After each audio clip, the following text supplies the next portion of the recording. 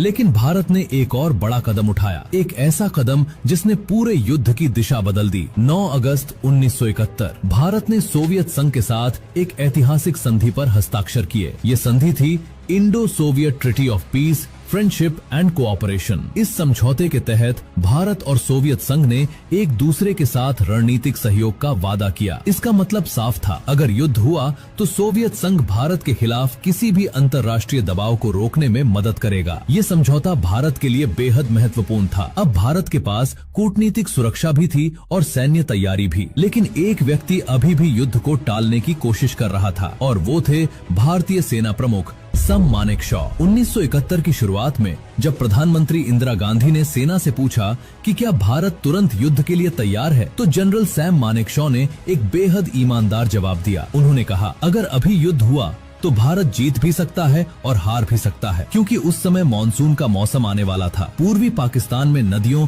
और दलदलों की वजह से सेना की गति बहुत धीमी हो जाती, लेकिन अगर कुछ महीनों की तैयारी मिल जाए तो भारतीय सेना पूरी ताकत से हमला कर सकती है। इंदिरा गांधी ने उनका सुझाव मान लिया और यही वो फैसला था जिसने युद्ध की दिशा तय कर दी। इन महीनों में भारत ने 3 महत्वपूर्ण काम किए। सेना की पूरी तैयारी, मुक्ति वाहिनी को मजबूत करना, अंतर्राष्ट्रीय समर्थन जुटाना। धीरे धीरे समय बीतता गया और फिर 3 दिसंबर 1971 की शाम आ गई। 3 दिसंबर 1971 शाम करीब 5:40 बजे पाकिस्तान ने भारत के कई एयरबेस पर अचानक हवाई हमला किया। इस ऑपरेशन का नाम था ऑपरेशन चेंगिस खान। पाकिस्तान को उम्मीद थी कि ये हमला 1967 के अरब इजराइल युद्ध की तरह भारत की वायुसेना को अचानक नष्ट कर देगा, लेकिन पाकिस्तान ने एक बड़ी गलती कर दी। भारतीय एयरफोर्स पहले से सतर्क थी। ज्यादातर विमानों को पहले ही सुरक्षित जगहों पर हटा दिया गया था, इसलिए पाकिस्तान का हमला ज्यादा नुकसान नहीं पहुंचा पाया। लेकिन इस हमले का एक बड़ा परिणाम हुआ। अब भारत को औपचारिक रूप से युद्ध में प्रवेश करने का कारण मिल गया। उसी रात प्रधानमंत्री इंदिरा गांधी ने देश को संबोधित किया। उन्होंने कहा, पाकिस्तान ने भारत पर युद्ध थोप दिया है और इसी के साथ 1971 का भारत पाकिस्तान युद्ध शुरू हो गया। युद्ध शुरू होते ही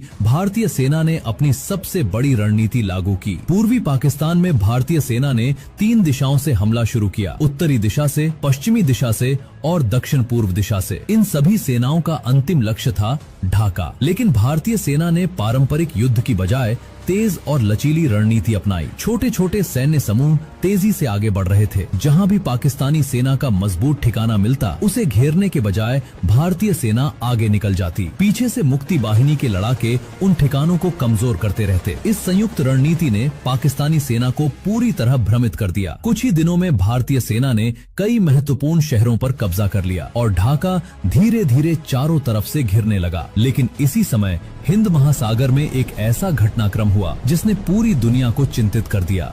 ये वीडियो केवल इतिहास और सार्वजनिक रूप से उपलब्ध रिपोर्ट्स पर आधारित एक डॉक्यूमेंट्री शैली की प्रस्तुति है। इसमें किसी भी प्रकार की गोपनीय या संवेदनशील सैन्य जानकारी साझा करने का उद्देश्य नहीं है। यदि किसी जानकारी में त्रुटि हो तो कृपया हमें बताएं, हम उसे सुधारने के लिए तैयार हैं।